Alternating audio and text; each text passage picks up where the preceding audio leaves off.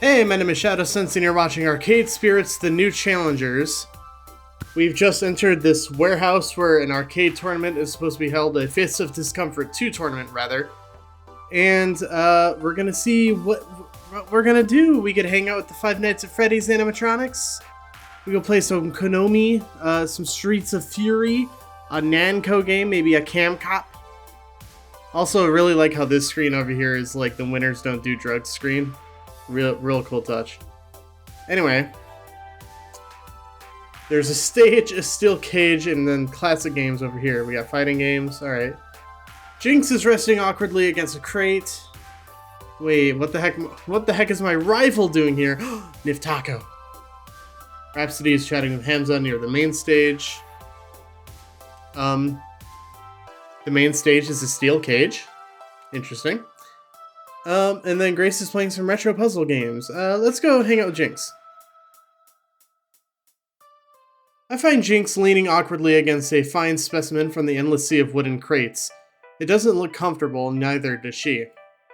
I can maybe understand that if she was part of some conversation circle, chatting away with the other gamers here, but nope, it's just by her lonesome. Knowing her, she's got no problems being by her lonesome. Normally I wouldn't interrupt. But that look of discomfort isn't sitting right with me. Hey, yeah? Yeah. Help you with something, Shadow? Oh, great, I'm making things awkward again, okay. Can I get you anything? Maybe find a chair? You feeling okay? Let's just ask if she's feeling okay, you know? Hey, how you doing over here? You look a bit lonely is all. Want to hang out? I could go find Grace if you prefer. Nah, don't mind a little peace and quiet in all this mess. Not the problem at all. Problem is, I can't plant my butt on anything. That sucks. Need a chair? I can find one for you if that's it. Nah, found some, but they won't work. She pauses, leaning heavily against the crate. Her knee braces creaking as she does so. So she reaches down to tighten up a loose strap. Gotta be such and such a height, such a curvature, arm as 2, ideally. Keeps my wrist from getting sore. But all I'm finding are these crappy little folding chairs you usually find in the hands of professional wrestlers with head-shaped dents in them. Afraid I'm on my feet for the duration. Be sore as hell, but that's how it's going to be. How about I run back to your place and, I don't know, grab a chair? It's just a 20-minute subway ride. Bad idea. And risk you losing your spot in the FOD2 tournament? You've got business here on behalf of the Shadowsense Lounge. Well, how about you head back then? You're not in the tournament, you're just here to hang out with friends. I'm not sure about that. Not sure. It feels like I'm not being a good teammate if I just bail because of my knees. Just saying cheer you on.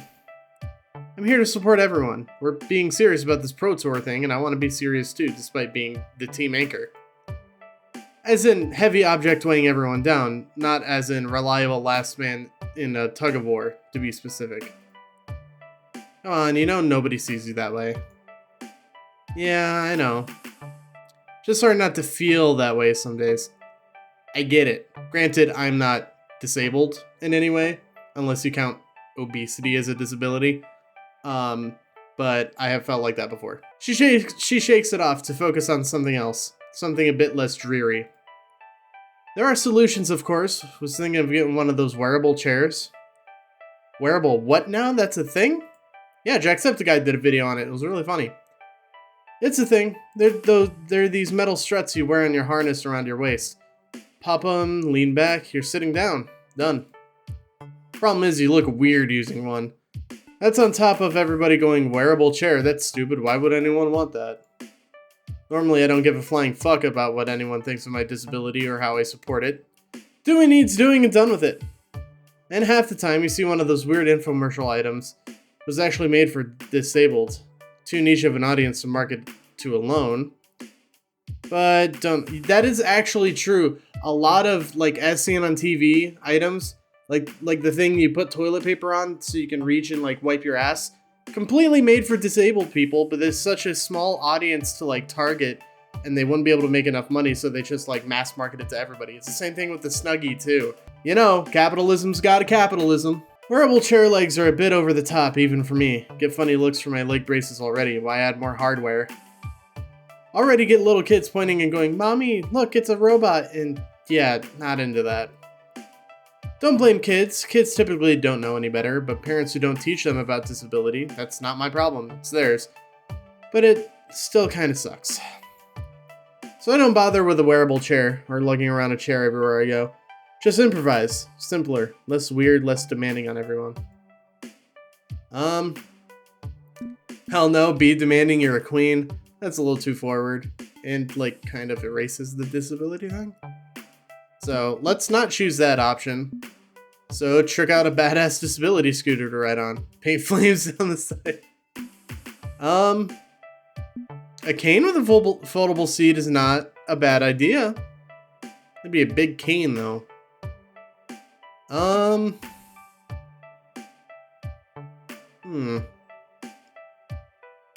Is this too goofy? Is this second option too goofy? I feel like that's too, like, goofy. And now that I think about it, this really doesn't erase the disability thing. But also, like, someone that doesn't like to be, you know, the center of attention, maybe don't insist that they be the center of attention? This is a hard decision. Fuck.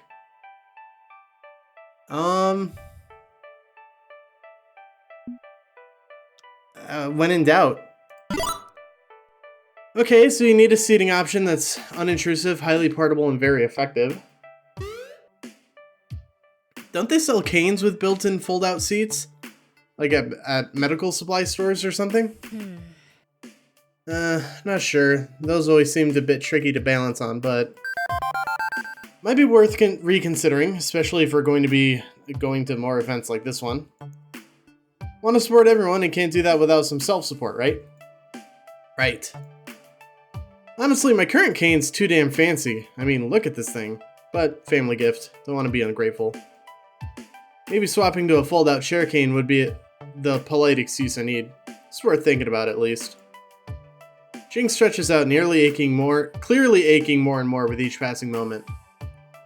You sure it's not letting the team down if I bail? Not in the slightest. Do what's best for you. I can still kick all the butts even with you cheering me on from home. Okay. Thinking I should take you up on that suggestion. Don't think I planned this evening out well. Should have solved the seating situation before hopping a subway to parts unknown. Oh, and let Grace know I headed home, okay? But that she should stick around if she wants to stick around. Sure thing. She offers me a firm nod of appreciation, then slowly makes her way out of the open front doors of the warehouse. Attention! Shadow and Zapper to the tournament area for your next challenge. This is it, our first round. Fortunately, the matchup is pretty pathetic. A couple of local casuals who got in by being friends with Hamza. We trounced them easily. Thankfully, unlike L7, it's all handshakes and smiles after. They were here just for the fun of it, and win or lose, got what they wanted. Even if I'm glad I won instead of losing. Anyway, oh, I don't think there was an if in that last sentence. Probably not. Anyway, time for a break before next round. Where to next? Yeah, what the fuck is NIFF Taco doing here? Could have sworn I saw NIFF Taco's face in the crowd over where the side tournaments are. Can't read today. I should investigate this for science. Also, rude, he didn't even tell me that he's here. I thought we were friends. I swim awkwardly through the waves of people to side tournaments. There are all kinds of different setups, from the warehouse's stock arcade cabinets to old CRT TVs with consoles. Eventually, find NIFF Taco participating in a Power Stone tournament, and he's currently in the hot seat. I'm not going to lose to you. That's what you said last time, too. NIFF Taco's smirk widens as he flicks his wrist and inputs a combo that utterly destroys his opponent. Listen, maybe if you train harder, you'll best me next time. But I highly doubt it. The defeated actually doesn't look too upset that they were completely decimated. Instead, they're laughing, smiling like they just won the lottery. NIFF Taco extends a hand for a handshake and then sweeps him into a giant hug. Can't say I'd be content with a loss like that.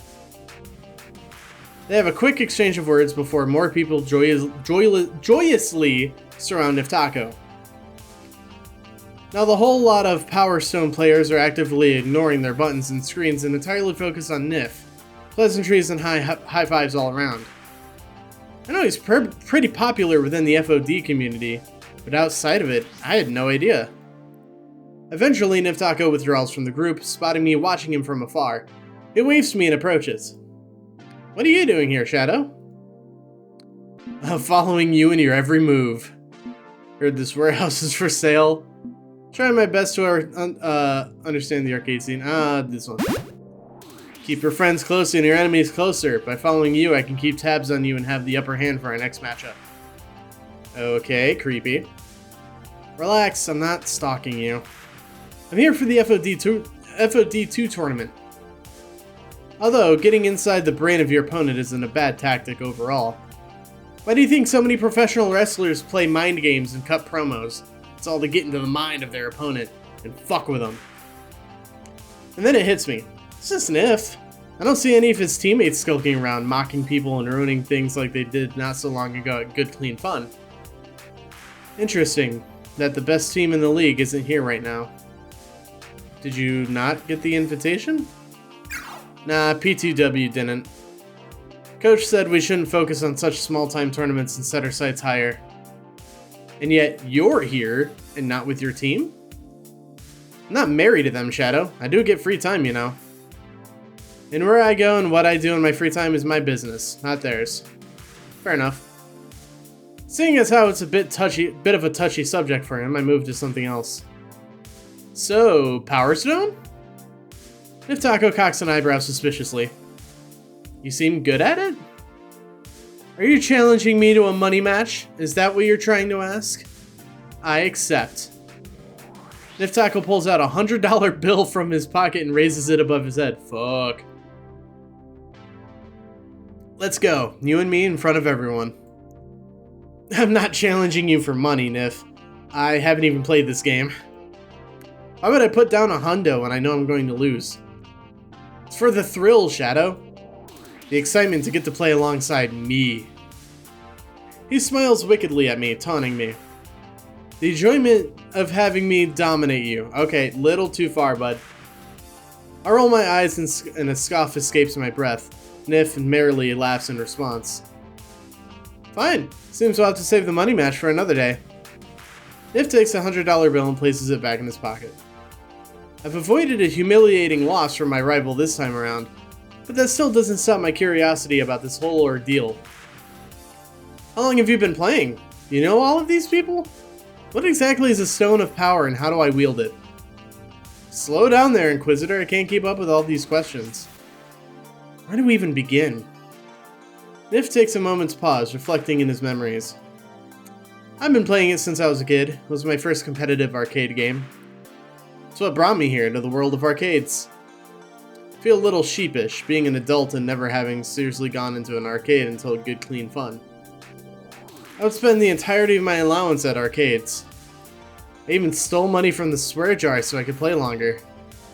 I started out by playing my favorite characters, trying to learn their moves, and eventually I beat the game. But that first victory wasn't enough. NIFF holds his forehead in his hand.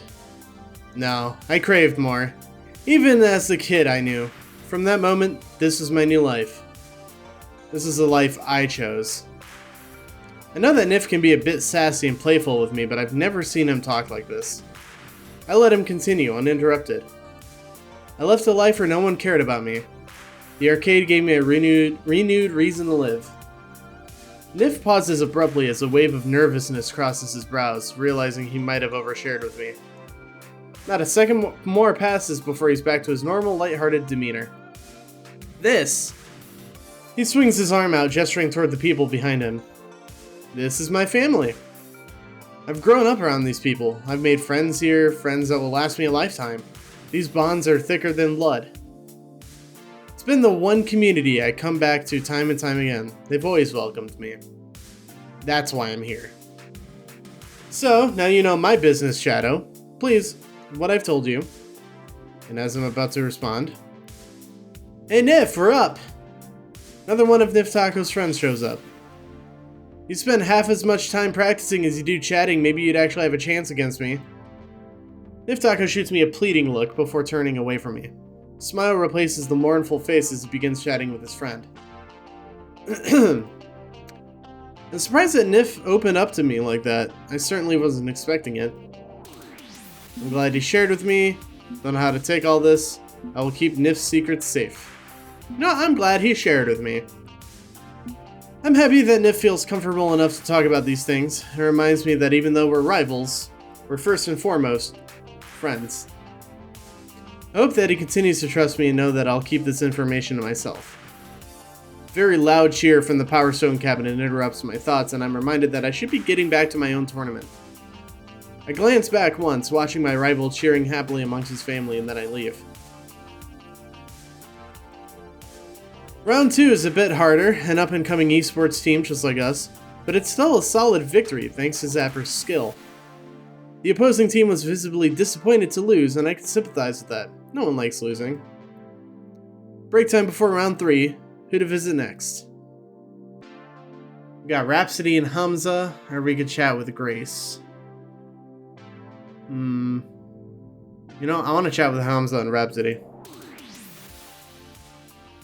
I never thought an arcade tournament would be this busy. And even though Zapper prepped me for it on the ride over, it's just, there's so much going on all the time. Ataru. The one letter off name change.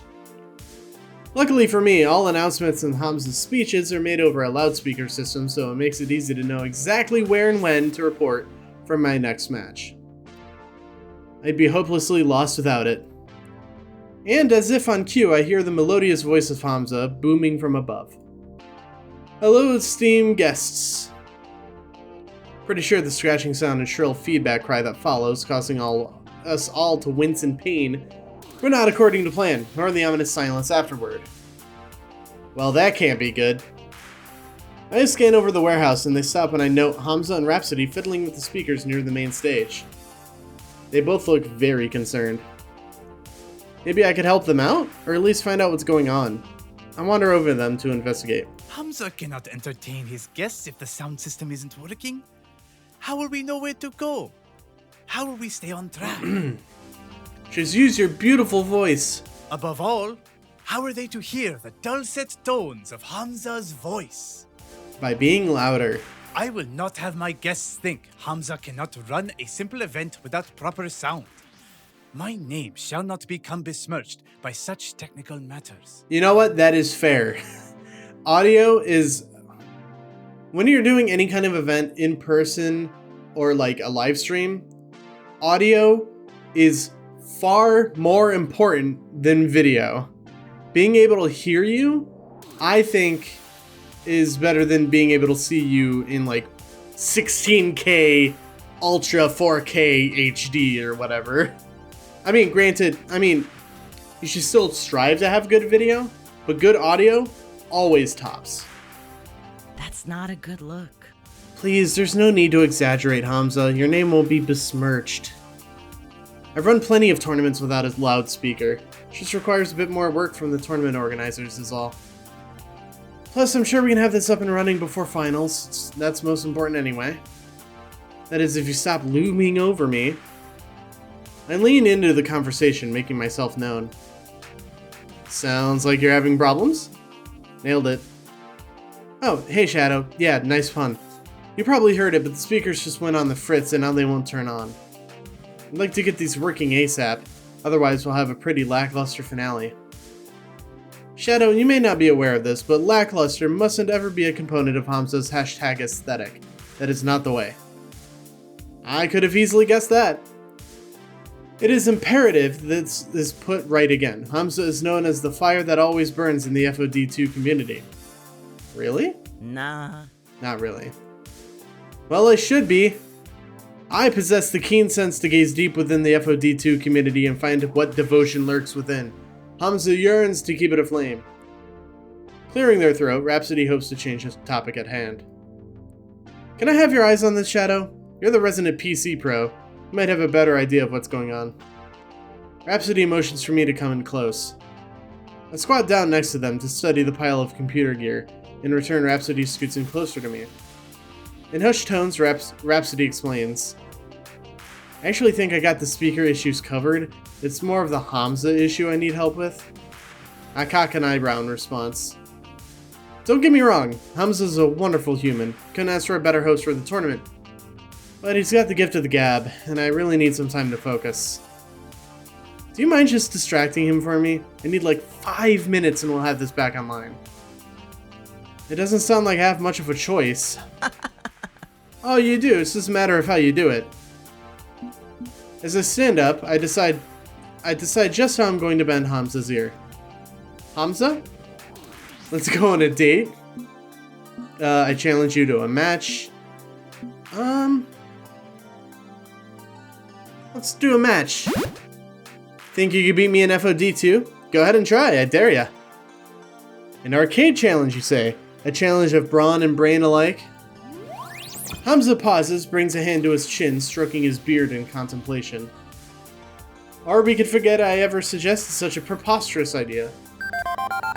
No, it's a brilliant idea. It is? I mean, of course it is!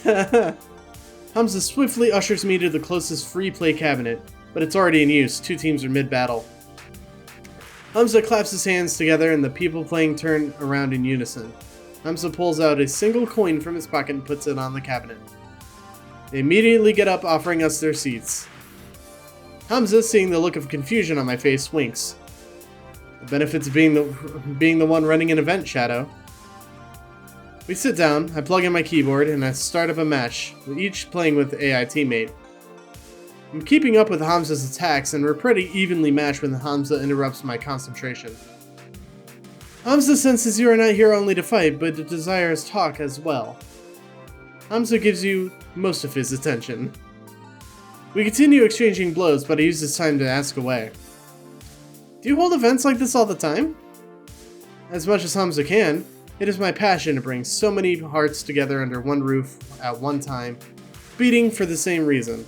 Can you not feel the electricity in the air? The hype here is pretty palpable, yeah.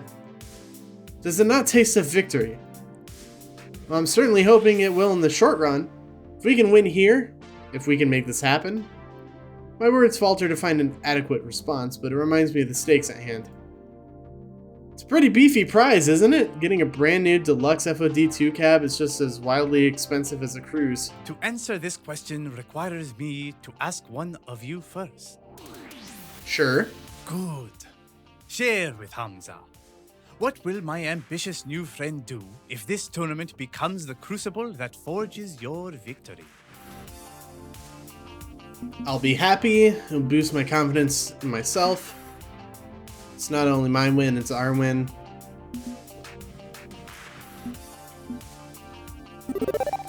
I won't lie, it'll feel good to claim a win here. But not only that, the happiness will be shared among the team. It's a team win, and their happiness is just as important as my own. With our spirits lifted, it will help inspire us even farther. Our bonds will be stronger and solidified. Which is exactly what we need after today's events. Hamza nods slightly at my response. Since you have answered from the heart, I shall tell you something from mine. A mere monetary reward for winning is not befitting of the competitive spirit. Hamza's prizes are gifts. Gifts to inspire, to share, to learn from. If one gift can ignite the flame within the heart, if one gift can bring people together, there is no better reward than that. Hamza travels far and wide, all over the world, to find rare and exquisite gifts. It is important to find treasures to share with the esports community.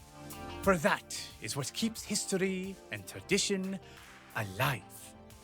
It inspires those within this world of pixels and joysticks to fight for what they cherish.